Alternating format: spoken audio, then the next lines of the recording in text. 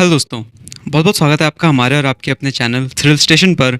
मैं हूं अजय और सबसे पहले तो माफ़ी मांगना चाहेंगे आप सभी से, क्योंकि पिछले 2 ढाई हफ्ते में हमारे चैनल पर कोई भी नया वीडियो नहीं आया, जिसकी वजह ये थी कि मेरे एग्जाम्स चल रहे थे और साल भर सुपर हीरोज़ और साइंस फिक्शन में घुसे रहने के बाद साल में जब 1-2 बार एग्जाम्स आते हैं तो ना चाहते हुए भी पढ़ना पड़ता है। हम जानते हैं आप सब हमारी बात समझ पा रहे हैं, लेकिन खुशकिस्मती से एग्जाम्स लगभग खत्म हो चुके हैं और हमारे दिमाग में जितने भी नए नए आइडियाज़ आए हैं पिछले 2 ढाई हफ्ते के अंदर, हम उन सब पर वीडियोस बनाने के लिए बहुत ही ज़्यादा एक्साइटेड हैं। तो अगर आपने अभी तक चैनल को सब्सक्राइब नहीं किया है तो आप इसी वक्त नीचे दिए गए सब्सक्राइब बटन पर क्लिक करके चैनल को सब्सक्राइब कर लीजिए, ताकि इस चैनल पर आने वाला कोई भी नया वीडियो आप मिस ना कर दें। तो इसी के साथ आइए आज का वीडियो शुरू करते हैं।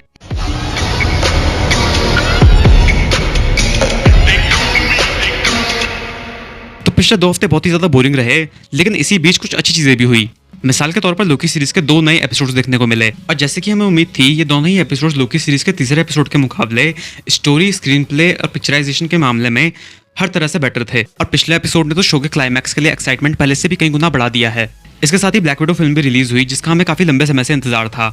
हमने अभी तक ये फिल्म नहीं देखी है, लेकिन जैसे हम ये फिल्म देख लेंगे इसका रिव्यू भी आपको हमारे चैनल पर मिल जाएगा। लेकिन बीते कुछ दिनों में जो सबसे अच्छी चीज हुई वो थी ए स्क्वाड एलेक्स कॉमिक्स के साथ हमारी कोलैबोरेशन वीडियो। इस वीडियो के अंदर हमने आज तक आए सभी पावर रेंजर्स से जुड़े कुछ पॉजिटिव्स और नेगेटिव पॉइंट्स के बारे में बात की। और मैं सच बताऊं तो उस वीडियो के दौरान मैं बहुत ही ज्यादा नर्वस था, जो कि बहुत ही ऑब्वियस सी बात है। बेशक अंकित और रेक्स जैसे टैलेंटेड लोगों के सामने तो कोई भी घबरा जाएगा, पर फिर भी हमें खुशी है कि हम अपने कुछ पॉइंट्स को खुलकर आप लोगों के सामने रख पाए और आप लोगों ने भी वीडियो काफी प्यार दिखाया है। मैंने भी चेक किया तो पता चला कि उस वीडियो पर 1000 व्यूज होने वाले हैं और हफ्ते भर में 1000 व्यूज के आसपास पहुंचना भी हमारी कम्युनिटी के लिए बहुत बड़ी बात है। तो आप लोगों के प्यार और सपोर्ट के लिए बहुत बहुत शुक्रिया दोस्तों। और इसी वीडियो के दौरान अंकित और रेक्स के साथ पावर डायनो फ्यूरी के बारे में बात करते वक्त हमें वर्ड नाइट और सेंटोरा, जिनके किरदार को निभाया एक्ट्रेस सियोबिन मार्शल ने, इन दोनों से रिलेटेड एक फैन थ्योरी याद आई, जिसे हमने सबसे पहली बार डॉसम राइडर के ऑफिशियल यूट्यूब चैनल पर देखा था। आप में से जो लोग डॉसम राइडर के बारे में नहीं जानते हैं, उन्हें हम बता दें कि डॉसम राइडर एक यूएस बेस्ड यूट्यूबर हैं जो अपने चैनल पर पावर रेंजर्स से रिलेटेड कंटेंट पोस्ट करते हैं। इनके साथ ही इंटरनेट पर एक रेडिट यूजर ने भी इस थ्योरी को शेयर किया था। हालांकि ये थ्योरी पिछले 3 हफ्ते से इंटरनेट पर चल रही है और इंटरनेशनल पावर रेंजर कम्युनिटी काफी बढ़ चढ़कर इस थ्योरी के बारे में बात भी कर रही है। तो हमें लगा थ्योरी वाकई इंटरेस्टिंग है और इस पर एक सेपरेट वीडियो बनाना चाहिए। तो इस थ्योरी के अकॉर्डिंग वर्ड नाइट और सेंटोरा, जिन्हें हमने पावर रेंजर्स डायनो फ्यूरी के 8वें एपिसोड अनएक्सपेक्टेड गेस्ट में एक तरह के क्रायोजेनिक चेंबर के अंदर देखा था, ये दोनों पिंक डायनो फ्यूरी रेंजर यानी एमेलिया जोन्स के पेरेंट्स हैं। ये सारी अटकलें लगनी शुरू हुई 11वें एपिसोड के बाद, जहां एमेलिया के ग्रैंडफादर एमेलिया के पेरेंट्स के बारे में उसे बताते हैं कि वो कुछ साल पहले एक रहस्यमय तरीके से गायब हो गए थे। अब यहाँ पर गौर करने वाली बात यह है कि अगर क्रिएटर्स को सिर्फ यही दिखाना था कि एमेलिया के पेरेंट्स उसके साथ नहीं रहते, तो ये दिखाने के कई तरीके हो सकते थे। एमेलिया के पेरेंट्स का डाइवोर्स हो सकता था, एमेलिया के पेरेंट्स बिजनेस में बिजी हो सकते थे, जैसे कि हमने 5 बीस्ट मॉर्फर्स के नेट के साथ भी देखा था, या सिंपली ये भी दिखाया जा सकता था कि एमेलिया के पेरेंट्स मर चुके हैं। लेकिन शो के अंदर ये क्लियरली मेंशन किया गया कि एमेलिया के पेरेंट्स रहस्यमय तरीके से गायब हो गए थे। साथ ही इस एपिसोड के अंदर एक बहुत बड़ा रिवील ये भी हुआ कि एमेलिया के ग्रैंडफादर एरिया 62 में काम करते थे।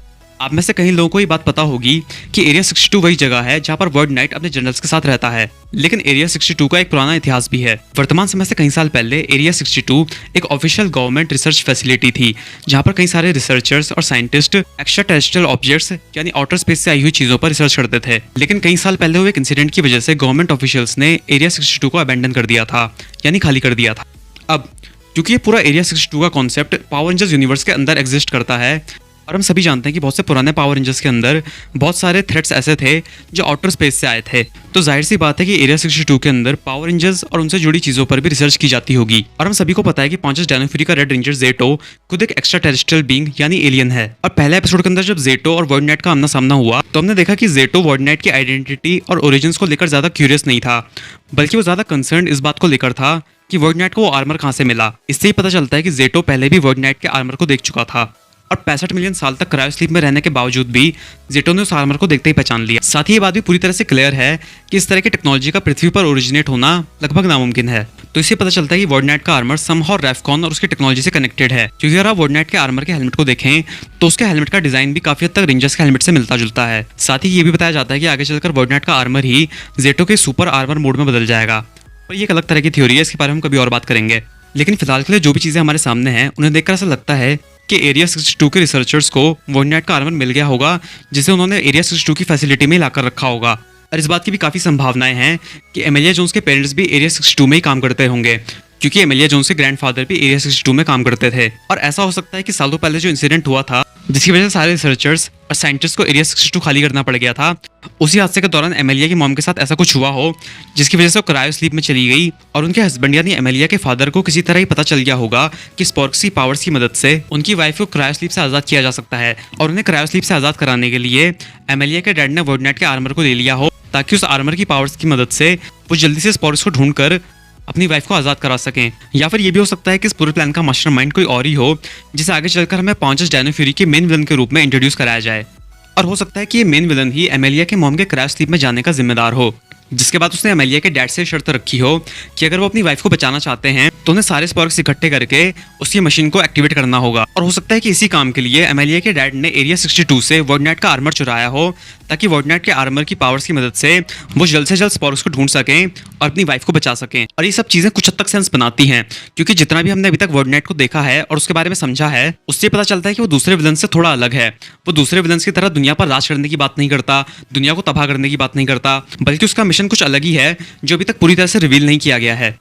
और अगर ये थ्योरी वाकई सच है तो ये देखना वाकई दिलचस्प होगा क्योंकि पावर रेंजर्स में हमने आज तक देखा है कि हमेशा से रेड रेंजर के कैरेक्टर पर ज्यादा ध्यान दिया जाता था, रेड रेंजर के कैरेक्टर को ही ज्यादा डेप्थ दी जाती थी। तो अगर ये थ्योरी सच साबित होती है तो यहाँ पर काफी फोकस किया जाएगा पिंक रेंजर के कैरेक्टर पर और ये देखना वाकई काफी दिलचस्प होगा क्योंकि इससे पहले किसी पावर रेंजर्स में एक पिंक रेंजर के कैरेक्टर में इतना बड़ा प्लॉट ट्विस्ट इन्वॉल्व नहीं किया गया है। या फिर ये भी हो सकता है कि शायद हम कुछ ज्यादा ही सोच रहे हैं।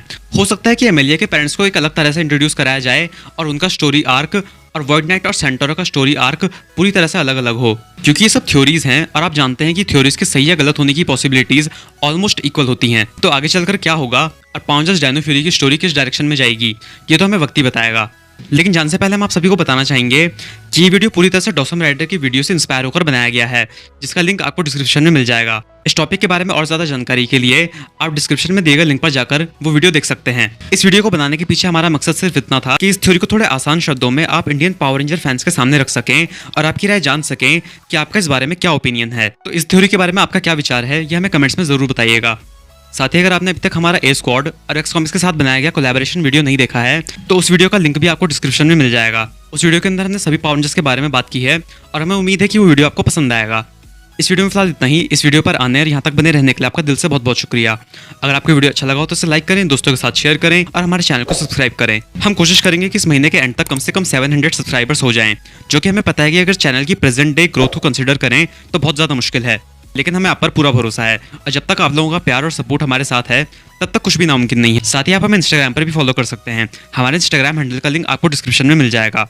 इसके अलावा अगर आपके मन में इस वीडियो से जुड़ा कोई भी सवाल, सुझाव या शिकायत हो या फिर आपके पास पांचस डायनो फ्यूरी से रिलेटेड कोई और थ्योरी हो तो हमें कमेंट्स में ज़रूर बताएं।